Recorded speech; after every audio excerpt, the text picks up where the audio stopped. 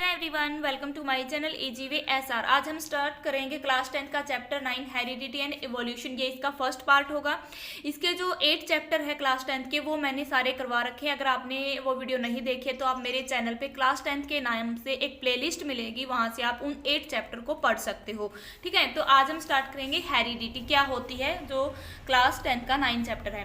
देखो हेरिडिटी में क्या होता है, transfer of trait from one generation to next generation is called a heredity. Heredity क्या है कि ट्रेड का ट्रांसफर होना एक जनरेशन से फ्यूचर जनरेशन में, तो वो क्या कहलाती है, हेरिडिटी कहलाती है। जैसे मैं आपको एक एग्जांपल दूं, न्यू बॉर्न बेबी होता है तो हम उसको देख के क्या बोलते हैं कि इसकी जो नाक है इसके पापा जैसी है, ठीक है, इसके बाल है इसके दादा जैसे हैं, ठीक है, इसके जो आंखों का कलर है वो इसकी मम्मी जैसा। तो इस टाइप के जो ये ट्रेड है, जिन्हें बच्चा क्या है जन्म से लेके ही पैदा होता है, अपने पेरेंट्स से क्या है जो गुण उसके अंदर आए हैं उनको क्या बोला जाता है, हेरिडिटी बोला जाता है। ओके, तो हेरिडिटी को हम ऐसे भी डिफाइन कर सकते हैं, transfer of trait and character from the parents to their offspring. Offspring क्या होता है, उसका जो बेबी होता है, ठीक है।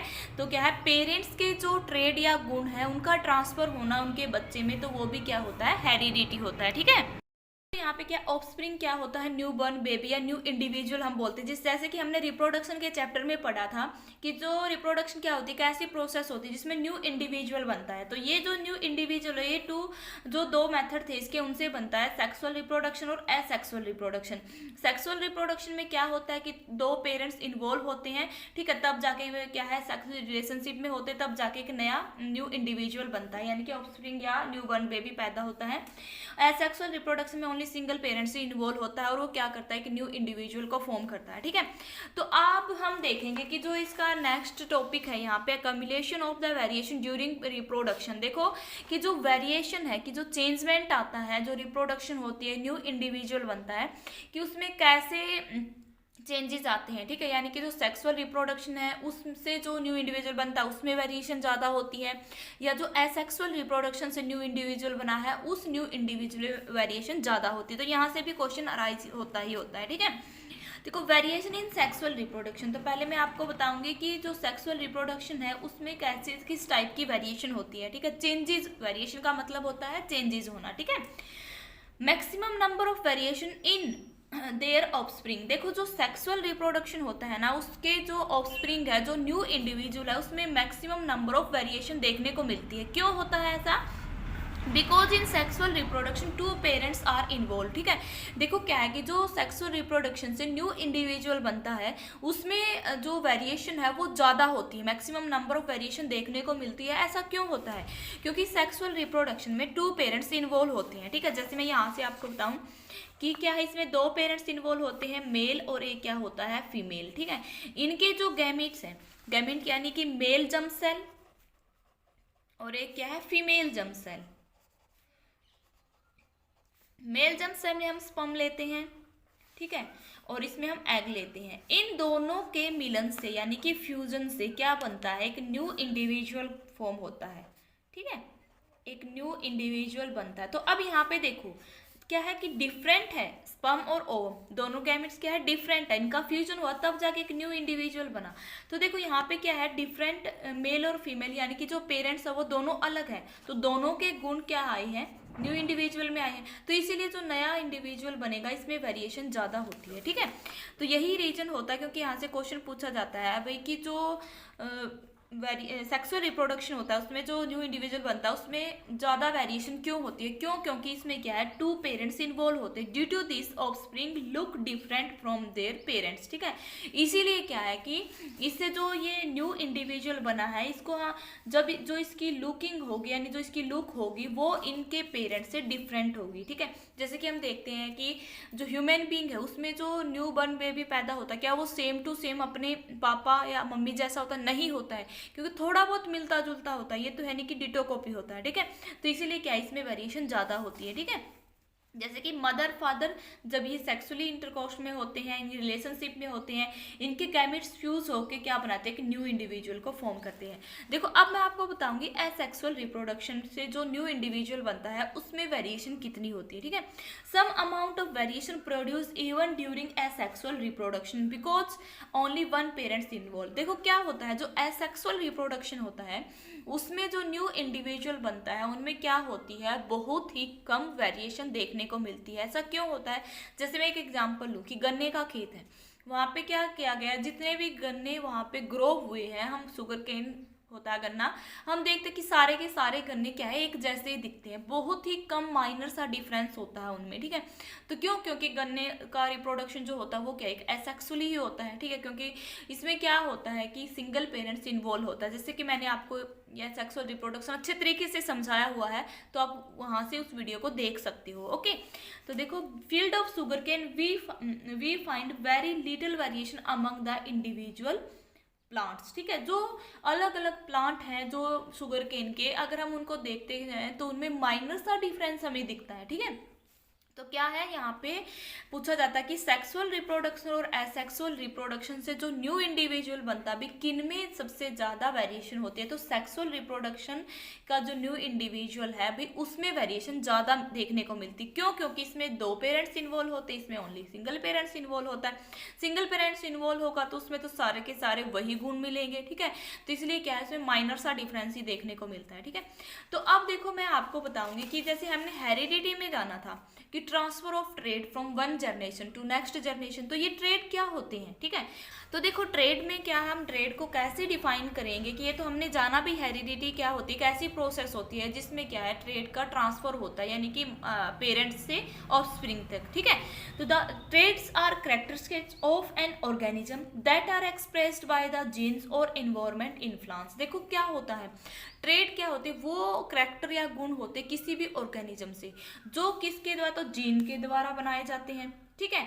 जिन्हें क्या है कि जीन से उनका क्या होता है, एक्सप्रेस्ड होते हैं, या फिर एनवायरमेंटल जो एनवायरमेंट इन्फ्लुएंस है उससे हम सीखते हैं, ठीक है, उनसे बनता है। तो एनवायरमेंट से इन्फ्लुएंस से जो ट्रेड है और जीन्स के बेस पे जो ट्रेड होते हैं, उनको डिवाइड किया गया 2 कैटेगरी में, ठीक है। एक है एक्वायर्ड ट्रेड, एक होता है इनहेरिटेड ट्रेड। जो एक्वायर्ड ट्रेड है, ये तो हम किससे लेते हैं, एनवायरमेंट से गेन करते हैं, ठीक है। यानी कि जो हमारे आसपास का वातावरण होगा उससे इफेक्टेड होके जो हम सीखते हैं, तो वो कौन से ट्रेड होते हैं, एक्वायर्ड ट्रेड होते हैं, ठीक है। क्योंकि मैंने अभी बताया कि जीन और एनवायरमेंट के इफेक्ट से जो ट्रेड क्या है हम गेन करते हैं, ठीक है। तो वो ट्रेड को डिवाइड किया 2 कैटेगरी में, ठीक है। एक है एक्वायर्ड ट्रेड, एक है इनहेरिटेड ट्रेड। जो एनवायरनमेंट से इफेक्टेड होके हमने, हमारे अंदर कुछ चेंजेस आए हैं, कुछ ऐसे गुण आए हैं जिन्हें हम सीखते हैं, तो उस टाइप के ट्रेड कौन से होते हैं, एक्वायर्ड ट्रेड होते हैं। इनहेरिटेड ट्रेड कौन से होते हैं, जो हम क्या करते हैं, अपने मदर से, फादर से गेन करते हैं। भाई ये तो जब हम जन्म लेते हैं तभी से हमारे अंदर प्रेजेंट होते हैं, ठीक है। यानी कि ऐसे ट्रेड जो ट्रांसफर होते हैं वन जनरेशन से नेक्स्ट जनरेशन तक, ठीक है। तो वो किस टाइप के ट्रेड होते हैं, इनहेरिटेड ट्रेड होती हैं, ठीक है। तो कैसे हम डिफाइन करेंगे एक्वायर्ड ट्रेड, क्योंकि यहाँ से भी डिफरेंस पूछा जाता है एक्वायर्ड ट्रेड और इनहेरिटेड ट्रेड में।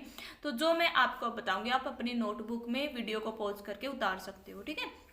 एक्वायर्ड ट्रेड क्या होते हैं, एक्वायर्ड ट्रेड क्या है, acquired during individual life time, ठीक है। जो हम पूरी लाइफ टाइम में जो ट्रेड हम गेन करते हैं, सीखते हैं, तो वो किस टाइप के ट्रेड होते हैं, एक्वायर्ड ट्रेड होते हैं। यानी कि ये ऐसे होते हैं, हम खुद सीखते हैं, ठीक है। जैसे कि हम पढ़ते हैं, लिखते हैं, साइकिलिंग करते हैं, इस टाइप के जो हमारे अंदर करैक्टर होते हैं वो किस में आते हैं, एक्वायर्ड ट्रेड में आते हैं, ठीक है। क्योंकि इन्हें तो हम खुद सीखते हैं, ये तो है नहीं कि हमने अपने माता पिता से इनको बर्थ टाइम में ही गेन किया है, ठीक है। यानी कि जो लाइफ टाइम में से एक्वायर्ड किए हैं हमने ट्रेड, वो क्या होते हैं, एक्वायर्ड ट्रेड होते हैं, ठीक है। तो देखो, acquired trait are that trait that can not be passed to next generation, ठीक है। तो एक्वायर्ड ट्रेड वो ट्रेड होते हैं जो क्या है, नेक्स्ट जनरेशन में पास नहीं होते, ठीक है, या जिनको नेक्स्ट या फ्यूचर जनरेशन में पास नहीं किया जा सकता। जैसे कि ये है कि मैं पढ़ रही हूँ, ये तो नहीं है कि मैं पढ़ रही हूँ तो आगे जो बच्चे होंगे वो भी पढ़ेंगे, ठीक है। ये तो ट्रांसफ़र नहीं होगा, क्योंकि ये तो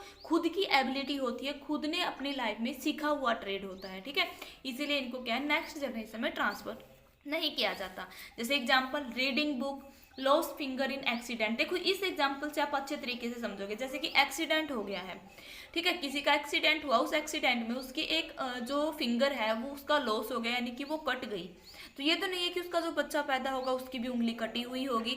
तो इसीलिए क्या है कि इस एग्जाम्पल से आप समझे होंगे कि भाई जन्म लेने के बाद जो चेंजेस आते हैं हमारे अंदर, तो वो जो ट्रेड है, जो हम सीखते हैं, स्किल है, वो क्या है, एक्वायर्ड ट्रेड है। ठीक है, जैसे मैंने यहाँ से बताया, अगर एक्सीडेंट में उंगली कटी है तो इसका मतलब ये थोड़ी कि हमारे जो बच्चे होंगे उनकी भी उंगली कटी हुई होगी। ठीक है, तो इनहेरिटेड ट्रेड क्या होते हैं, इनहेरिटेड फ्रॉम पेरेंट्स, जो पेरेंट्स के द्वारा ट्रांसफर किए जाते हैं। ठीक है, एक जनरेशन से नेक्स्ट जनरेशन में। ठीक है, तो वो ट्रेड की क्या होते हैं, इनहेरिटेड ट्रेड होते हैं। तो इनको हम कैसे डिफाइन करेंगे, inherited trait are the trait that are pass from parents to offspring. ठीक है, हम ऐसे भी बोल सकते हैं, inherited trait are that trait that are transfer from one generation to next generation, या जो पेरेंट्स से अपने बच्चे में जो ट्रेड ट्रांसफर होते हैं उनको क्या बोला जाता है, इनहेरिटेड ट्रेड बोला जाता है। जैसे मैं एग्जाम्पल करवाऊँ आपको, आई कलर, हेयर कलर, जैसे कि होता है कि आइज कलर, यानी कि उसकी मम्मी का अगर आइज का कलर ब्राउन है और बच्चे का भी आइज का कलर ब्राउन हो सकता है। ठीक है, तो देखो अगर मम्मी का आइज का कलर ब्राउन था तो बच्चे का भी आइज का कलर ब्राउन हुआ, तो वो ट्रांसफर हुए हैं अपने पेरेंट्स से अपने बच्चे में। तो वो किस टाइप का ट्रेड है, इनहेरिटेड ट्रेड है। ठीक है, ऐसे ही क्या होता है कि बच्चा जन्म लेता है, हम ये बोलते हैं कि उसकी नाक को देख के कि इसकी तो नाक सेम टू सेम इसके पापा जैसी है, तो वो ट्रेड भी किस टाइप का ट्रेड है, इनहेरिटेड ट्रेड है, क्योंकि उसकी जो शेप है नोज की वो मैच हो रही है उसके पापा से। तो वो क्या है, उसने क्या है, उसके अंदर जो ये ट्रेड आया है, जो करेक्टर है उसका, वो कहाँ से आया, उसके पापा से आया, यानी कि फ्यूचर में ट्रांसफर हुआ है, एक जनरेशन से नेक्स्ट जनरेशन में ट्रांसफर हुआ है, इसलिए इसको क्या बोला गया, इनहेरिटेड ट्रेड बोला गया है। ठीक है, तो देखो हमने जाना कि एक्वायर्ड ट्रेड और इनहेरिटेड ट्रेड क्या होते, तो अब मैं आपको इनमें डिफरेंस करवाऊंगी। ठीक है, तो फर्स्ट डिफरेंस में हम क्या पढ़ेंगे, ये है एक्वायर्ड ट्रेड, ये है inherited trade. Acquired in life time from his environment. देखो क्या होता है, हम पूरी लाइफ में अपने एनवायरमेंट से जो एक्वायर्ड करते हैं वो क्या होते हैं, एक्वायर्ड ट्रेड होते हैं। ठीक है, एनवायरमेंट से कैसे, जैसे कि बच्चा जन्म लेता है तो अगर हम क्या है हिंदी बोलते हैं तो बच्चा भी हिंदी बोलता है, क्योंकि उसको एनवायरमेंट ही ऐसा मिलता है कि वो हिंदी सीखता है। अगर बच्चा इस जगह पे पैदा होता है कि वहाँ पे हिंदी बोली ही नहीं जाती, इंग्लिश बोली जाती है, तो बच्चा क्या करता है, धीरे धीरे उस एनवायरमेंट से इफेक्ट होके इंग्लिश को सीखता है। ठीक है, तो जो उसने हिंदी सीखी या इंग्लिश सीखी अपने इन्वायरमेंट से इफेक्टेड होके, तो उसने जो भाषा सीखी है वो क्या है, एक्वायर्ड ट्रेड है। ठीक है, तो उम्मीद है कि आपको ये पॉइंट समझ में आया होगा। Acquired in life time from his environment. Okay, inherited trade में क्या होता है, inherited by the parents since birth. ये क्या होता है, जब बच्चा जन्म लेता है, जन्म के टाइम ही ये ट्रेड उसमें प्रेजेंट होते हैं, वो कहाँ से ट्रांसफर होते हैं, उसके पेरेंट्स से। ठीक है, acquired trait can not be pass to next generation. जो मैं अभी आपको करवा चुकी हूँ कि एक्वायर्ड ट्रेड है वो ट्रांसफर नहीं होते एक जनरेशन से नेक्स्ट जनरेशन में, लेकिन जो इनहेरिटेड ट्रेड होते हैं वो past from future generation. Inherited trade क्या होते हैं, वो पास होते हैं एक जनरेशन से फ्यूचर जनरेशन में। ठीक है, तो थर्ड पॉइंट क्या है, these traits can occur at any time throughout life. देखो ये एक्वायर्ड ट्रेड है, ये इसका कोई टाइमिंग नहीं होता कि ये क्या है 10 साल तक ही हम सीख सकते हैं, 14 साल तक सीख सकते हैं। ये क्या होते हैं, ऐसे ट्रेड होते हैं जिन्हें हम जब तक जीवित रहते पूरे लाइफ टाइम में कभी भी सीखे जा सकते हैं। ओके, लेकिन जो इनहेरिटेड ट्रेड होते हैं, this trait comes to an individual from its birth. ये ओनली जब बच्चा जन्म लेता है उसी टाइम में ये ट्रेड उसके अंदर होते हैं। ठीक है, यानी कि जन्म के साथ जो ट्रेड उसके अंदर होते हैं वो ट्रेड क्या होते हैं, इनहेरिटेड ट्रेड होते हैं। ठीक है, तो फोर्थ पॉइंट देखो क्या है, example skill loss finger in accident. Skill का मतलब होता है कि जो हम सीखते हैं, जैसे कि पढ़ना, लिखना, दौड़ना, इस टाइप का जो ट्रेड होते हैं वो क्या होते हैं, एक्वायर्ड ट्रेड होते हैं। ठीक है, और लॉस फिंगर ये मैं आपको करवा चुकी हूँ। इसमें क्या, colour of eyes, hair and shape of nose, जो मैंने अभी आपको समझा था, ये एग्जांपल किसके हैं, इनहेरिटेड ट्रेड के हैं। उम्मीद है कि आपको इनहेरिडिटी और एक्वायर्ड ट्रेड और इनहेरिटेड ट्रेड में डिफरेंस समझ में आया होगा। अगर आपकी कोई प्रॉब्लम है इस टॉपिक से रिलेटेड तो आप कमेंट बॉक्स में अपनी प्रॉब्लम को पूछ सकते हो। अगर वीडियो अच्छी लगी तो लाइक करें, शेयर करें, बेल आइकन के बटन कॉल पे प्रेस करें ताकि मैं और वीडियो बनाऊँ उसकी नोटिफिकेशन आप तक पहुँचती रहे। Thanks for watching this video.